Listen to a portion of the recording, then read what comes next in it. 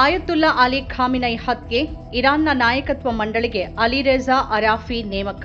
ಇರಾನ್ನಲ್ಲಿ ಸರ್ವೋಚ್ಚ ನಾಯಕತ್ವ ಸಂಬಂಧಿತ ಅನಿಶ್ಚಿತತೆ ಮುಂದುವರೆದಿರುವ ನಡುವೆಯೇ ಗಾರ್ಡಿಯನ್ ಕೌನ್ಸಿಲ್ನ ಪ್ರಭಾವಿ ಧರ್ಮಗುರು ಅಲಿರೆಜಾ ಅರಾಫಿ ಅವರನ್ನ ತಾತ್ಕಾಲಿಕ ನಾಯಕತ್ವ ಮಂಡಳಿಗೆ ನೇಮಿಸಲಾಗಿದೆ. ತಜ್ಞರ ಸಭೆ ಹೊಸ ಸರ್ವೋಚ್ಚ ನಾಯಕನನ್ನ ಆಯ್ಕೆ ಮಾಡುವವರೆಗೆ ಸರ್ವೋಚ್ಚ ನಾಯಕನ ಸಂವಿಧಾನಾತ್ಮಕ ಕರ್ತವ್ಯಗಳನ್ನ ಈ 3 ಸದಸ್ಯರ ಮಂಡಳಿ ನಿರ್ವಹಿಸಲಿದೆ ಅಂತ ಅಲ್ ಜಜೀರಾ ವರದಿ ಮಾಡಿದೆ.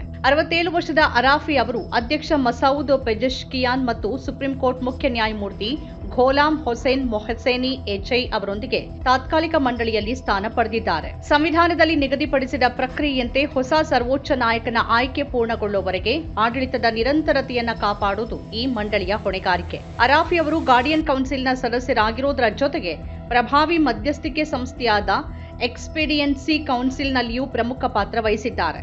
ಅವರ ನೇಮಕಾತಿಯನ್ನ ಇದೇ ಸಂಸ್ಥೆ ದೃಢಪಡಿಸಿದೆ. ತಾತ್ಕಾಲಿಕ ಮಂಡಳಿಯಲ್ಲಿ ಧರ್ಮಗುರು ಹಾಗೂ ನ್ಯಾಯಾಂಗ ಮುಖ್ಯಸ್ಥ ಮೊಹಸೇನಿ ಎಜೈ ಮತ್ತು ಅಧ್ಯಕ್ಷ ಪೆಜೆಶ್ಕಿಯಾನ್ ಸೇರಿರೋದು ರಾಜಕೀಯ ವಲಯಗಳಲ್ಲಿ ಗಮನ ಸೆಳೆದಿದೆ. ಇದರೊಂದಿಗೆ ಇಸ್ಲಾಮಿಕ್ ರೆವಲ್ಯೂಷನರಿ ಗಾರ್ಡ್ ಕಾರ್ಪ್ಸ್ ಮತ್ತು ಭದ್ರತಾ ವಲಯದ ಒಳ ಸಮೀಕರಣಗಳು ಮಹತ್ವ ಪಡೆದಿವೆ.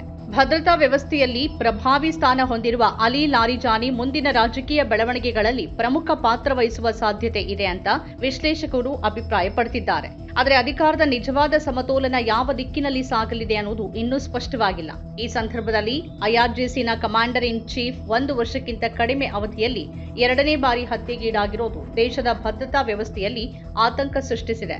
ಮಿಲಿಟರಿ ಹಾಗೂ ಆರ್ಥಿಕವಾಗಿ ಪ್ರಭಾವಿ ಶಕ್ತಿಯಾಗಿರುವ ಈ ಪಡೆಯ ಮುಂದಿನ ನಾಯಕನ ಹೆಸರು ಇನ್ನೂ ಪ್ರಕಟವಾಗಿಲ್ಲ. ಐಆರ್ಜಿಸಿಗೆ ಸಂಬಂಧಿಸಿದ ಟೆಲಿಗ್ರಾಮ್ ಚಾನೆಲ್ಗಳ ಪ್ರಕಾರ 2 ತಿಂಗಳ ಹಿಂದೆ ಖಾಮಿನೈ ನೇಮಕ ಮಾಡಿದ್ದ ಉಪಮುಖ್ಯಸ್ಥ ಅಹಮದ್ ವಾಹಿದಿ ಅವರನ್ನ ಸಂಭಾವ್ಯ ಅಭ್ಯರ್ಥಿಯಾಗಿ ಪರಿಗಣಿಸಲಾಗ್ತಿದೆ. ಆದರೆ ಈ ಕುರಿತು ಅಧಿಕೃತ ಘೋಷಣೆ ಇನ್ನಷ್ಟೇ ಹೊರಬರಬೇಕಿದೆ. ನಮ್ಮ ಕಾರ್ಯಕ್ರಮಗಳನ್ನ ನೀವು ನೋಡ್ತಾ ಇದ್ರೆ ನಮ್ಮ ಚಾನೆಲ್ ಅನ್ನ ಸಬ್ಸ್ಕ್ರೈಬ್ ಮಾಡಿ, ಪಕ್ಕದ ಬೆಲ್ ಐಕಾನ್ ಒತ್ತಿ ನಮ್ಮನ್ನ ಬೆಂಬಲಿಸಿ. ಹಾಗೆ ನಮ್ಮ ಕಾರ್ಯಕ್ರಮಗಳನ್ನ ಲೈಕ್ ಮಾಡಿ, ಕಮೆಂಟ್ ಮಾಡಿ, ಅದನ್ನ ಬೇರೆಯವರಿಗೂ ವಾಟ್ಸ್ಆಪ್ ಮೂಲಕ ಶೇರ್ ಮಾಡಿ.